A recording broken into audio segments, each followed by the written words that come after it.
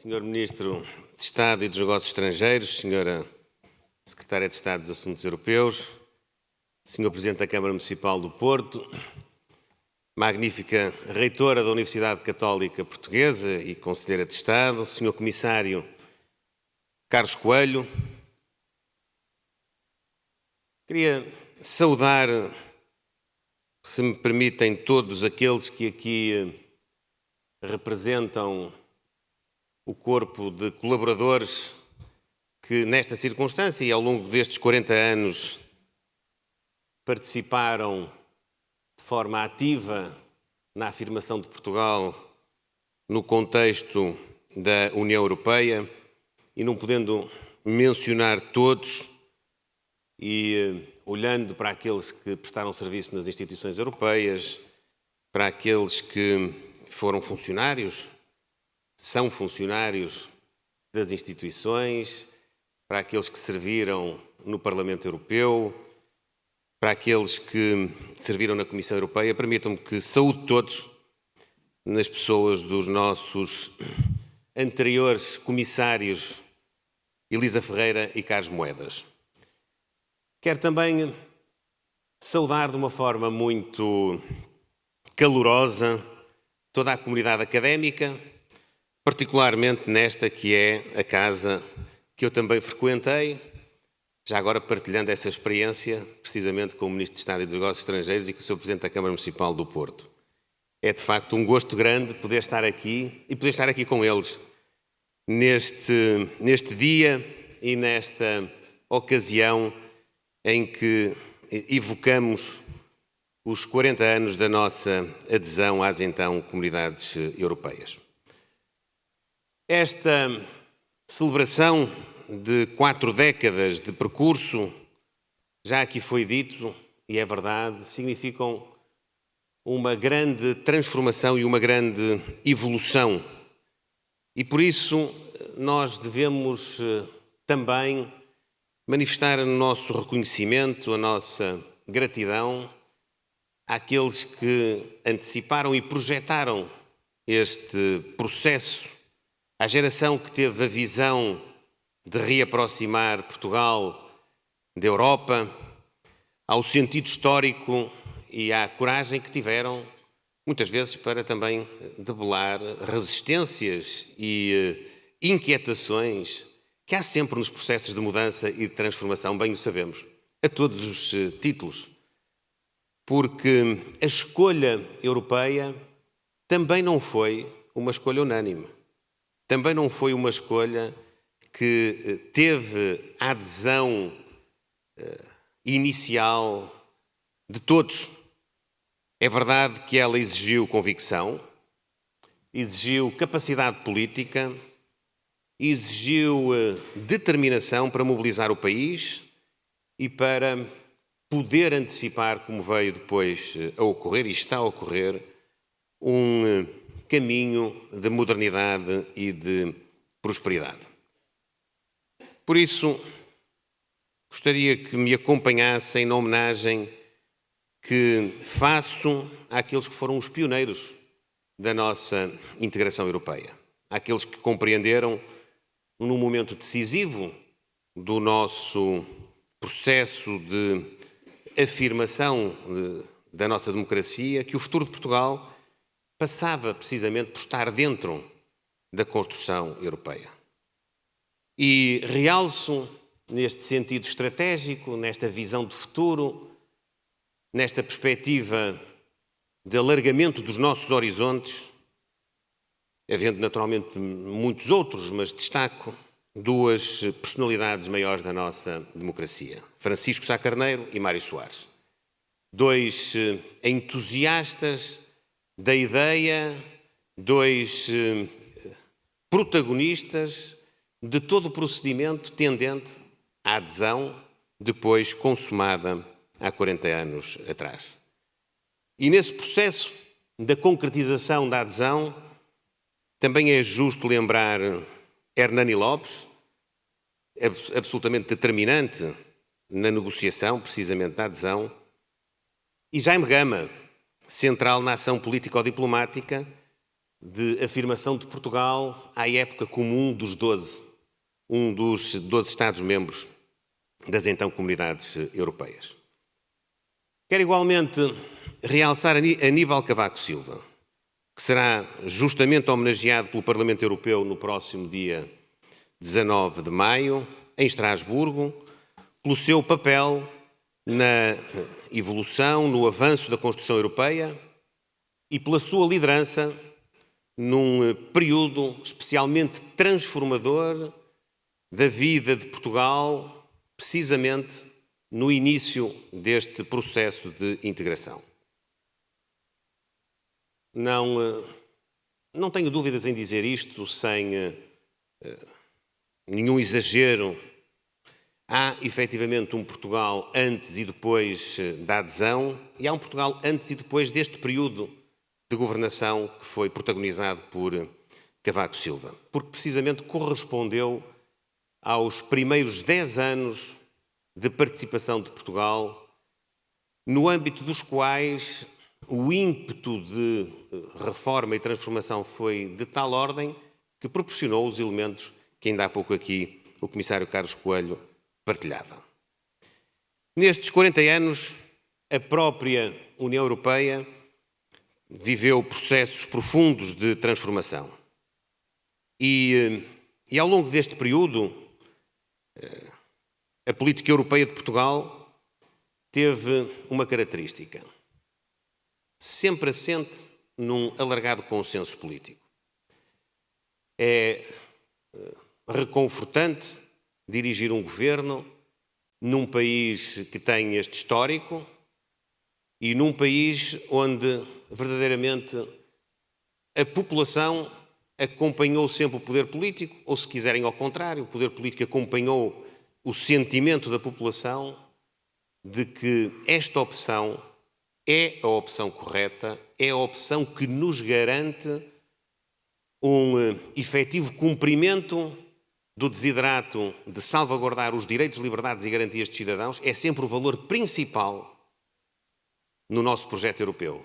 Salvaguardar a liberdade, salvaguardar o exercício dos direitos, salvaguardar as democracias, salvaguardar a igualdade de oportunidades.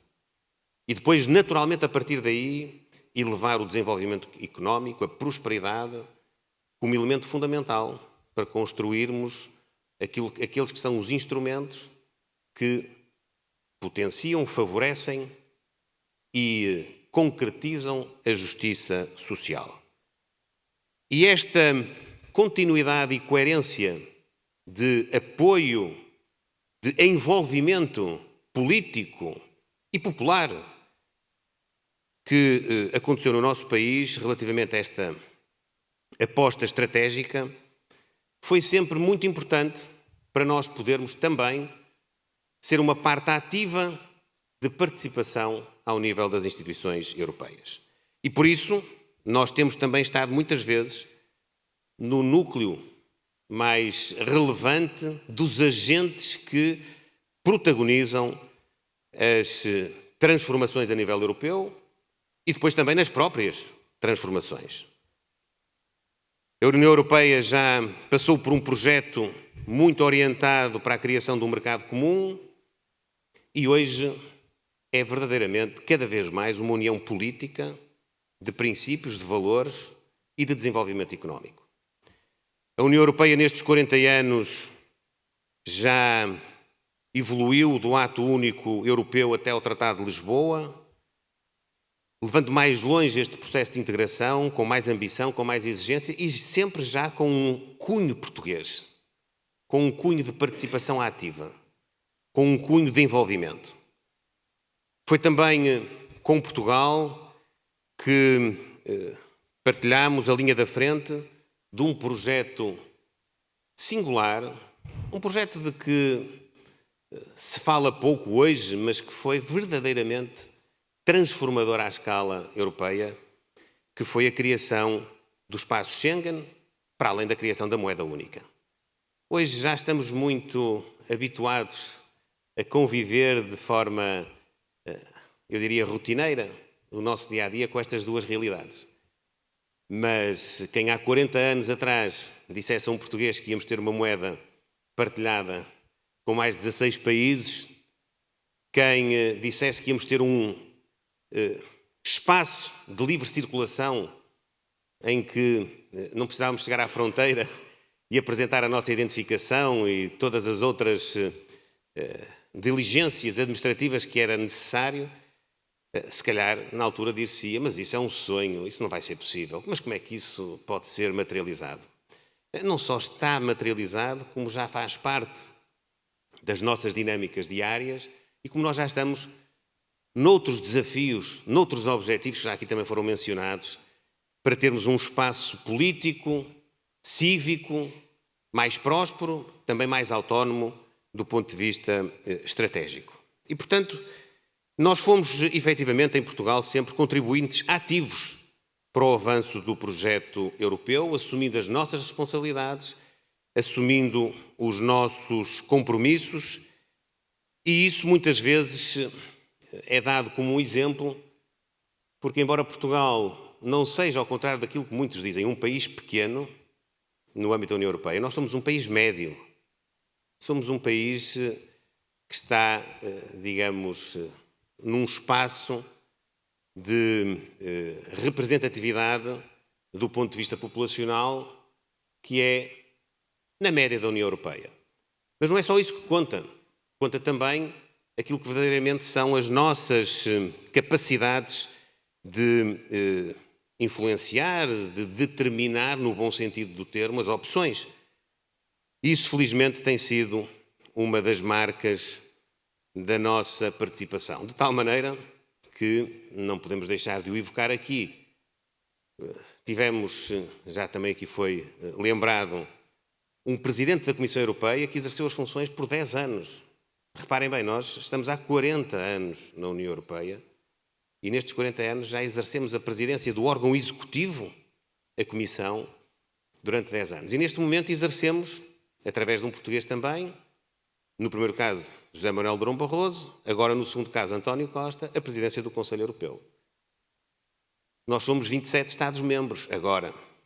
Éramos 12, depois passámos, entretanto, os processos de adesão subsequentes e, se olharmos para o peso relativo, relativamente a isso, nós temos, não nos podemos queixar, por assim dizer.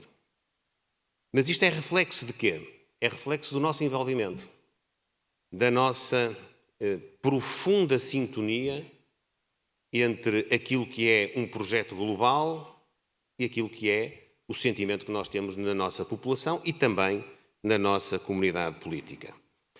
E é também por isso que nós estamos ligados a muitos projetos de evolução que hoje são até determinantes.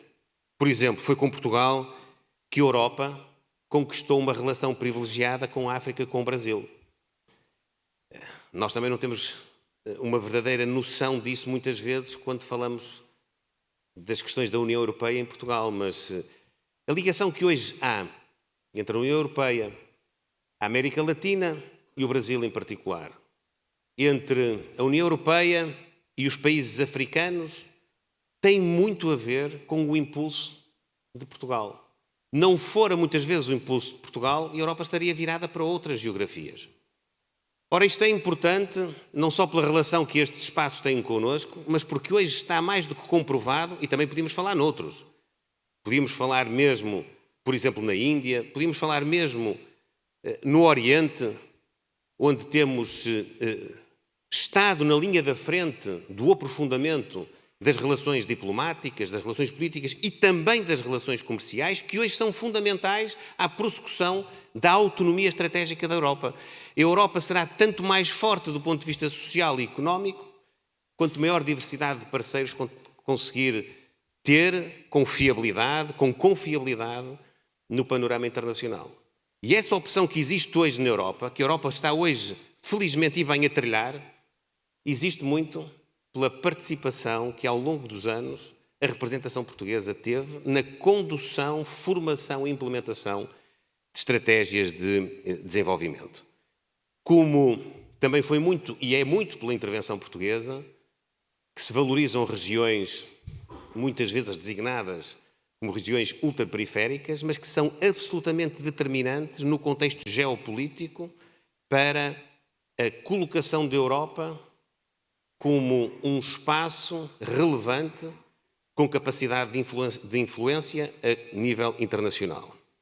E as nossas regiões autónomas da Madeira e dos Açores, não apenas essas, mas no caso português estas duas, com outras regiões ultraperiféricas que outros Estados-membros têm na sua jurisdição, dão uma dimensão geopolítica à Europa que de outra maneira não estava salvaguardada. E que no contexto atual dos equilíbrios que temos de alcançar no contexto da segurança, no contexto da defesa, no contexto das trocas comerciais, essa projeção é determinante.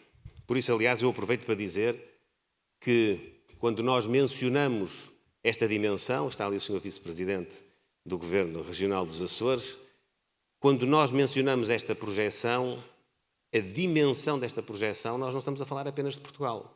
Nós estamos a falar verdadeiramente do contexto europeu enquanto bloco político com relevância geopolítica na cena internacional.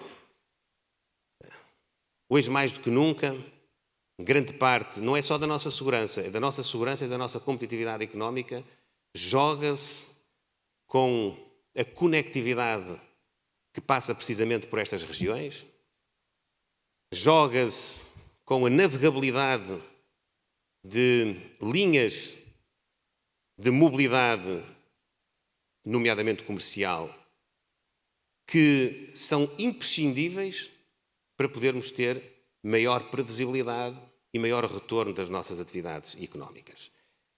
E por isso eu, nesta ocasião, não posso deixar de dizer que este aniversário é uma oportunidade para, naquilo que tem a ver com a análise do percurso, mas também a projeção daquilo que faremos para a frente, já falarei um pouco disso, é um contexto que me parece interessante para nós podermos elevar o traço que é tão português de construirmos pontes, de construirmos ou gerarmos mesmo consensos enquanto método de resolução de conflitos, enquanto método de ultrapassagem dos bloqueios económicos, comerciais, naquilo que são a relação entre os Estados ou entre os blocos políticos e comerciais no mundo.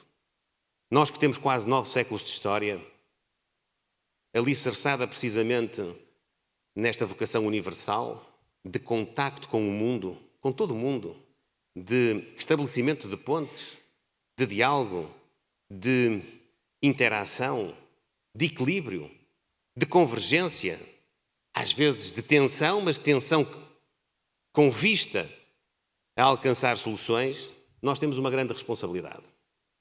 E eu não me importo nada de dizer isto. Nós assumimos essa responsabilidade.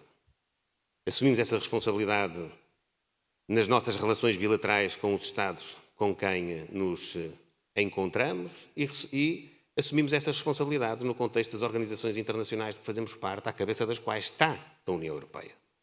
Não apenas.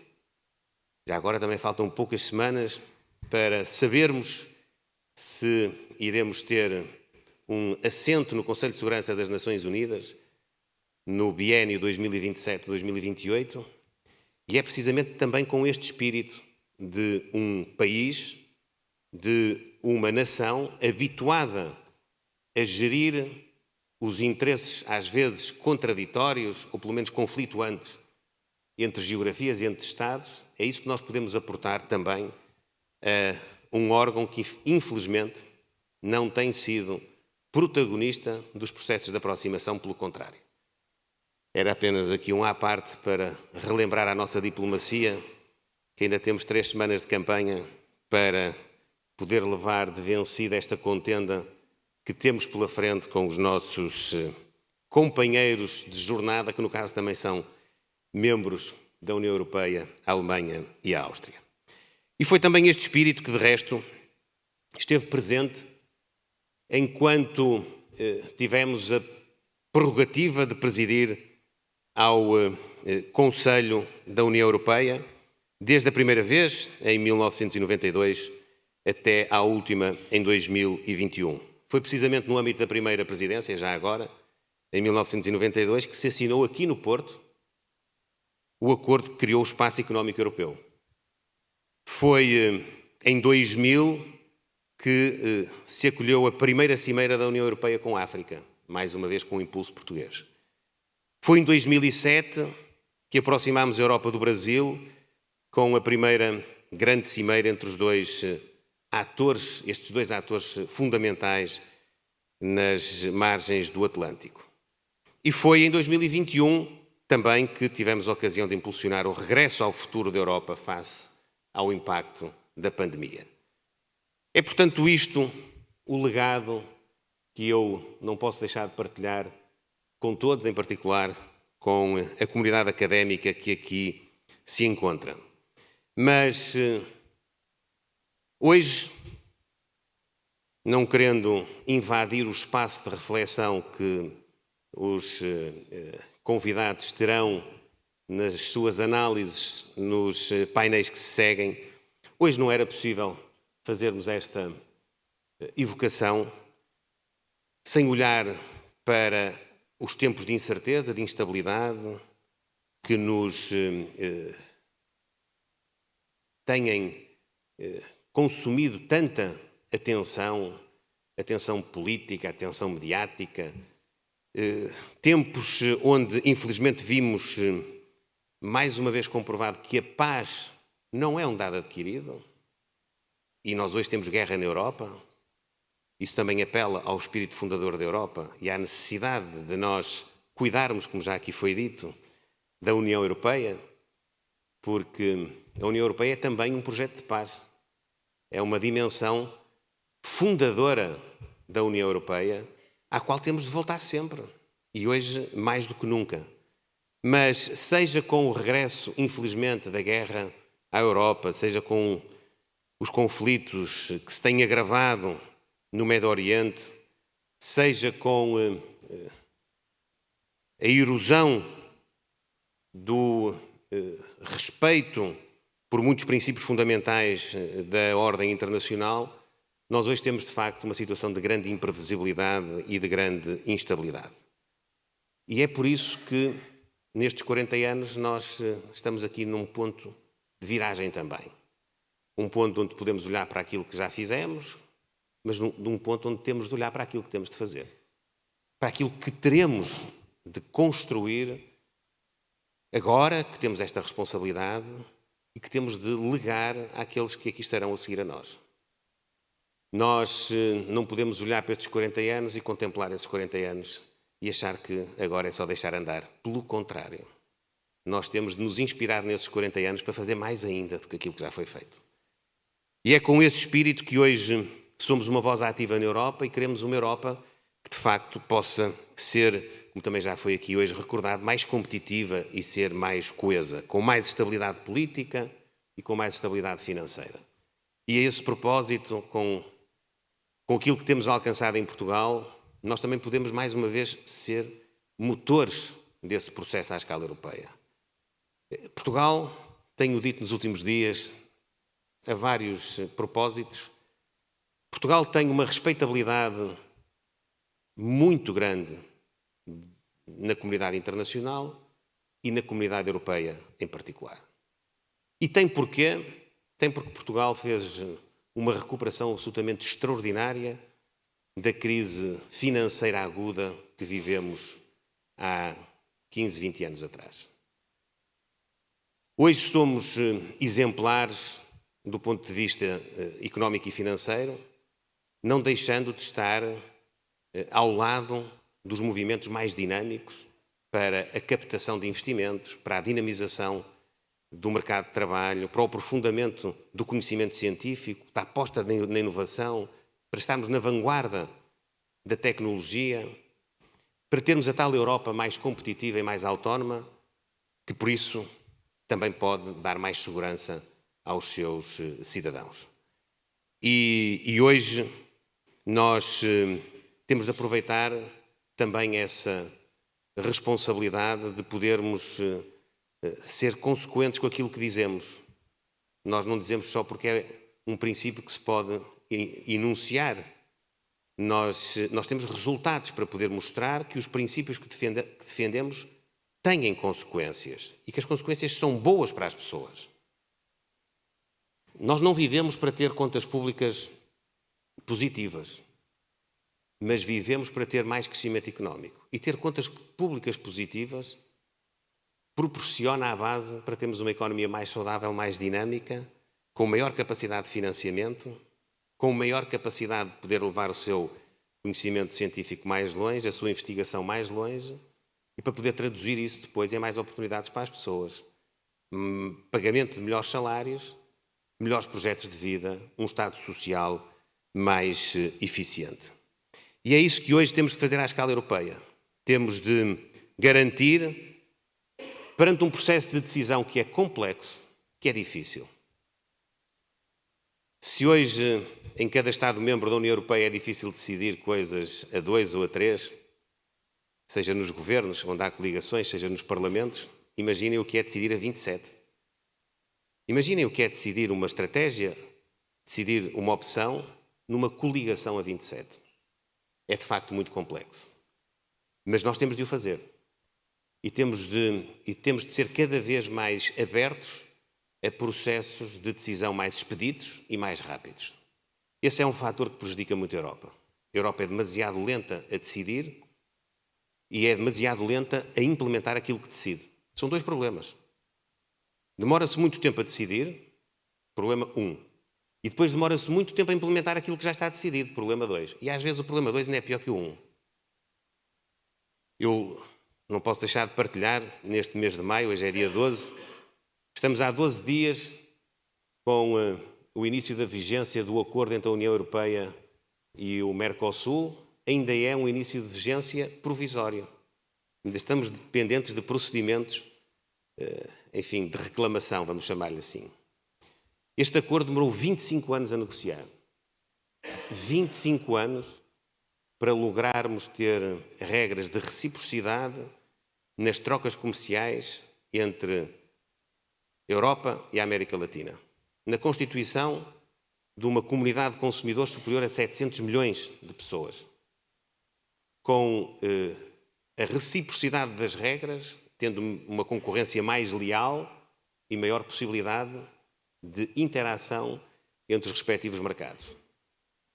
Desde que chegámos a acordo até chegarmos a este início de vigência, já passaram larguíssimos meses. Agora ainda estamos a iniciar a vigência a título provisório e vamos ver quando é que isto passa a definitivo, se é que algum dia passará. Este processo é um processo demasiado pesado para quem quer estar na linha da frente da grande evolução e nas grandes transformações que o mundo vai vivendo. E essa é uma reflexão que nós todos temos de fazer. Mas também temos de dizer às nossas populações, ao nosso povo, se está disponível para partilhar processos de decisão mais rápidos. Se está disponível para, às vezes, ir mais longe naquilo que são o respeito por maiorias qualificadas, barra a necessidade que temos ainda hoje, muitas vezes, de ter unanimidade para dar determinados passos. Eu vou-me calar, porque já sei que posso estar aqui a estragar um bocadinho as horas da conferência e porque eu vou ter que sair momentaneamente para regressar, entretanto, outra vez. E eu quero já dar esta explicação, porque hoje é terça-feira e terça-feira é dia de reunião entre o Presidente da República e o Primeiro-Ministro. E como estão ambos no Porto para participar nesta conferência, a reunião vai ser no Porto.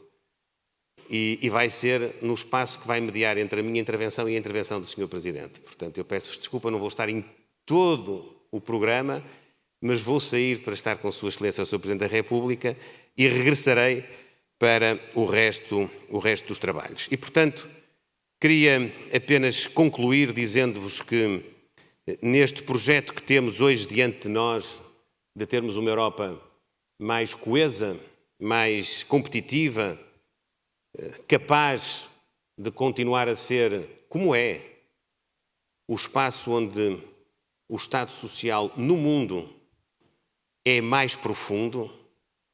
Não há nenhum Estado Social equiparado àquele que nós temos na Europa, para o salvaguardar, nós precisamos de ter maior competitividade económica.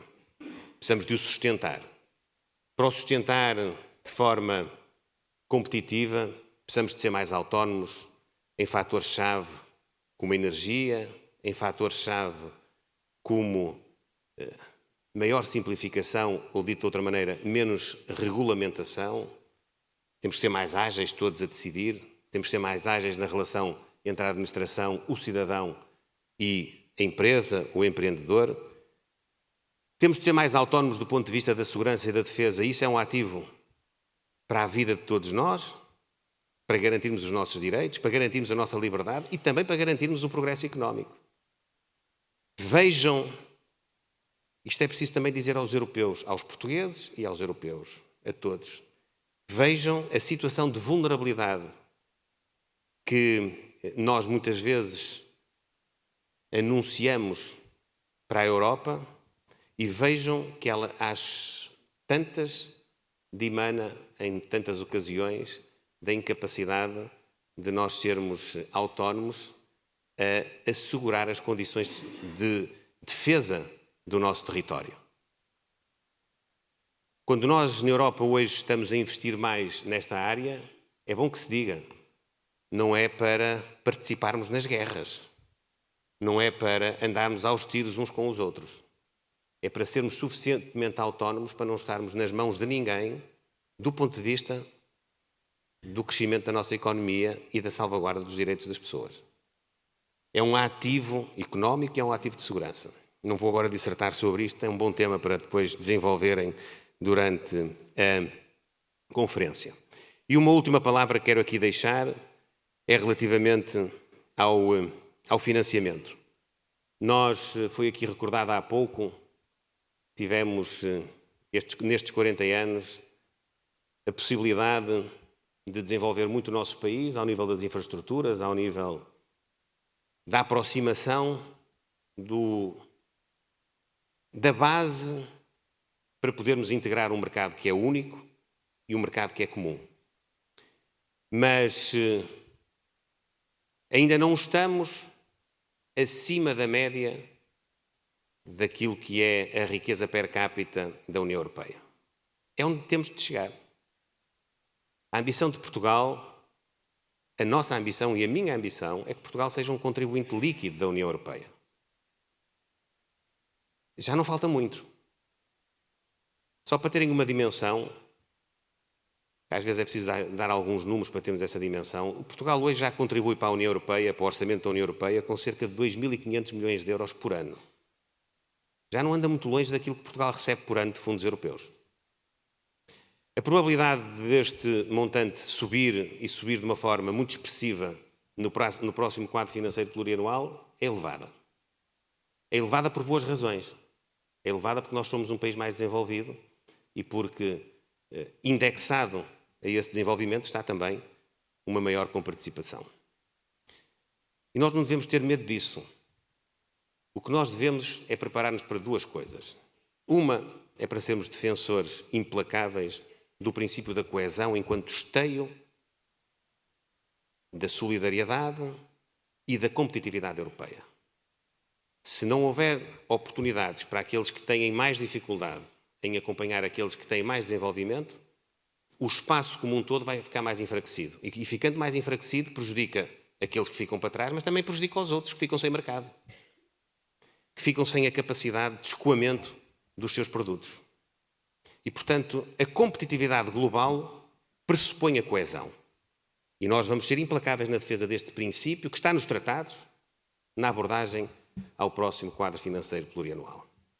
Mas eu até vou aproveitar aquilo que a senhora reitora aqui mencionou há pouco para dar uma segunda nota sobre este ponto e com isso terminar. Há, no próximo ciclo financeiro da União Europeia, um princípio novo de acesso a financiamento em condições, vamos chamar-lhe assim, concorrenciais, onde os projetos vão ser avaliados pelo seu mérito, pela sua excelência, pela escala que podem trazer ao nível dos agentes económicos para que eles possam ombrear num contexto internacional com os grandes aglomerados empresariais de todo o mundo. E esse processo é um processo do qual nós não devemos ter medo. É um processo no qual nós devemos participar. Eu até vou mais longe. É um processo onde nós vamos participar. Nós estamos a mobilizar Portugal para estar preparado, não é para estar de mão estendida a pedir, é para apresentar projetos credíveis, ambiciosos, fortes, para poderem ser elegíveis precisamente pelo seu mérito e pela sua excelência. A começar pela academia, onde nós já damos mostras de ser altamente competitivos. Na correlação de forças, nos fundos que já hoje obedecem a estes princípios, nós temos capacidade de absorção superior àquela que nos caberia se fôssemos fazer o peso relativo de cada um dos Estados-membros. E, portanto, nós queremos que a Academia continue a fazer isso, a apresentar projetos de inovação, projetos de investigação, projetos de desenvolvimento tecnológico, para podermos ser premiados pela nossa excelência e pelo nosso mérito. E depois temos que passar essa mentalidade para as empresas. E depois temos que passar também para a administração pública.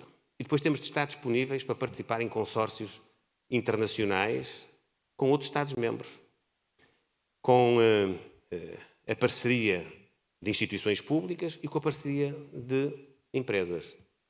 Como eu gosto de dizer na mesa do Conselho Europeu, e aqui repito, este novo Fundo da Competitividade, que quer, e muito bem, fazer com que haja campeões europeus, fazer com que haja projetos que à escala europeia são de grande envergadura e que podem estar ao nível dos projetos mais desenvolvidos, das empresas mais desenvolvidas do mundo, que podem concorrer com as americanas, com as chinesas, com as indianas, com as japonesas, com as coreanas,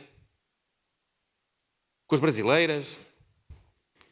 Nós não precisamos que elas estejam todas na Alemanha, nem na França, nem na Itália.